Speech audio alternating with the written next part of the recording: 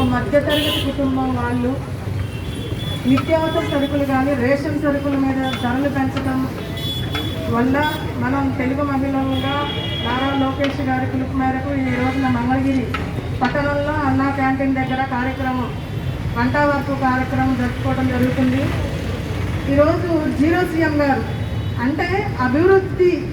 పెట్టుబడులు తీసుకురావటం, సంపద సృష్టించడం చేతగాని ఒక ముఖ్యమంత్రి, చేతగాని ఎమ్మెల్యేలు పెట్టుకొని ఈ రోజున మధ్యతరగతి కుటుంబాల మీద, పేద ప్రజల మీద నడ్డి విరిచే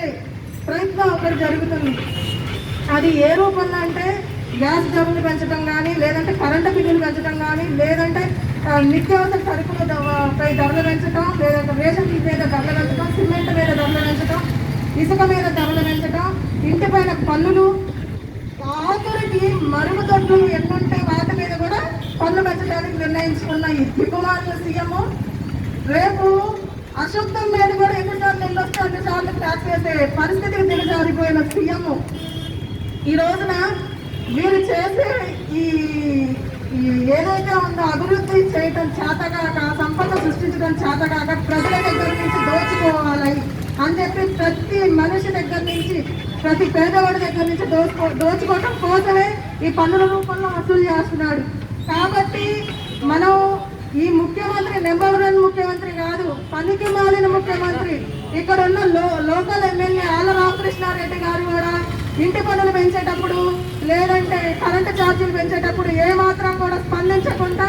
ప్రజలను నెట్టగించే ప్రయత్నాల్లోనే వాళ్ళు ఒంటెత్తుపోకడపై ముందుకు వెళ్ళిపోతా ఉన్నారు. వీళ్ళని మనం రేపు జరిగే ఎలక్షన్స్ లో బుద్ధి చెప్పి మనం ఏ ప్రభుత్వంలో ప్రజలకు న్యాయం జరుగుతుందని ఒకసారి ఆలోచించి మన నారా లోకేష్ గారి నాయకత్వంలోని, చంద్రబాబు నాయుడు గారి నాయకత్వంలోని సుభిక్షంగా బతకగలుగుతామని ఆలోచించి ఒకసారి ముందుకెళ్లాలని కోరుకుంటూ ఈ ప్రభుత్వానికి కూడా మేము హెచ్చరించేది ఏంటంటే, సామాన్యుడికి అందుబాటు ధరల్లో ప్రతి నిత్యావసర సరుకు కానీ, గ్యాసులు కానీ, లేదంటే కరెంటు బిల్లులు కానీ మీరు తీసుకెళ్ళాలని, పెంచే ట్యాక్సులు అన్నిటికి కూడా ప్రతి మనిషి బాధ్యత వహించాల్సి వస్తుంది. అందరూ కట్టే పరిస్థితుల్లో ఉంటారు. వాళ్ళకి అందుబాటు ధరల్లో తీసుకురావాలని, అలా తీసుకొచ్చే వరకు కూడా తెలుగుదేశం పార్టీ ప్రజల పక్షంగా ఉండి పోరాడుతుందని చెప్పేసి ఈ సభ పూర్వకంగా నేను హెచ్చరిస్తున్నాను.